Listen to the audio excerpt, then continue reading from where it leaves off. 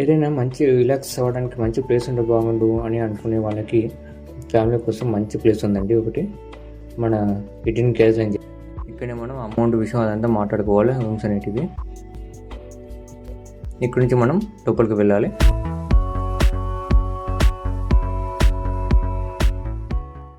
Almost మనకి ఇక్కడ దాదాపు అయితే నెట్ అయితే పనిచేయదు.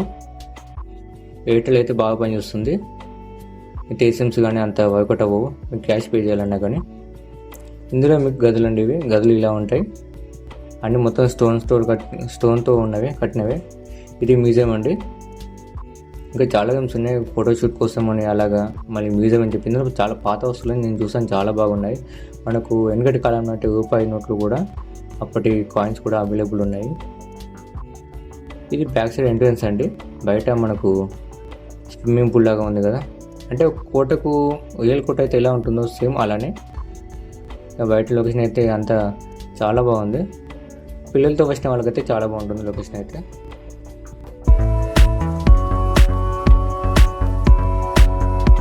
కానీ ఒకటి చెప్పదలుచుకున్నానండి మీకు ఏంటంటే, రివ్యూస్ కూడా చూడండి. కొంతమందికి నచ్చుతుంది, కొంతమందికి నచ్చట్లేదు. ఎందుకంటే వాళ్ళకు కంఫర్టబుల్ ఉండకపోవచ్చు ఆ ప్లేస్ కూడా, కొంతమంది కంఫర్టబుల్ ఉండొచ్చు. అని చెప్పి మనం నెగిటివ్గా తీసుకోలేము. ఎందుకంటే ఒక సినిమా చూసినప్పుడు కొంతమంది నచ్చుతుంది, కొంతమంది నచ్చదు కదా. ఇది సేమ్ అలాగనే. కానీ నేనైతే వెళ్ళాను, పర్లేదండి, బాగానే ఉంది. పిల్లలకి మరి అంతగా ఆడుకునేవైతే అంత చిన్న చిన్న వస్తువులు అయితే ఏమి లేవు, కానీ బెటర్, బాగానే టైంపాస్ అవుతుంది.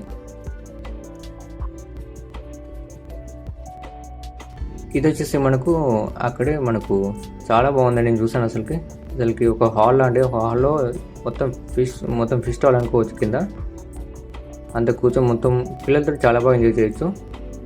చుట్టుపక్కల కూర్చొని చైర్స్ ఉంటాయి మిడిల్లో మొత్తం. ఇక బయట మీకు స్విమ్మింగ్ పూల్ దగ్గర అయితే చాలా బాగుంది పిల్లలకైతే, అంటే ఎంటర్టైన్మెంట్కి మీడియాకి అయితే పిల్లల కోసం చాలా బాగుంది.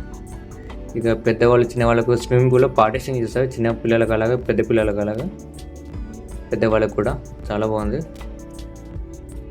ఇక ఇవి గదులు అండి. ఏమైనా కాలేజ్ వాళ్ళు టీంతో పాటు వస్తాయి కదా, వాళ్ళకు చాలా బాగుంటుంది. ఆ బెడ్స్ కూడా అలా వాళ్ళకి తగ్గట్టు ఉంటాయి, ఇబ్బంది పడకుండా చాలా బాగుంటాయి. ఇది బ్యాక్ సైడ్ లొకేషన్ అండి.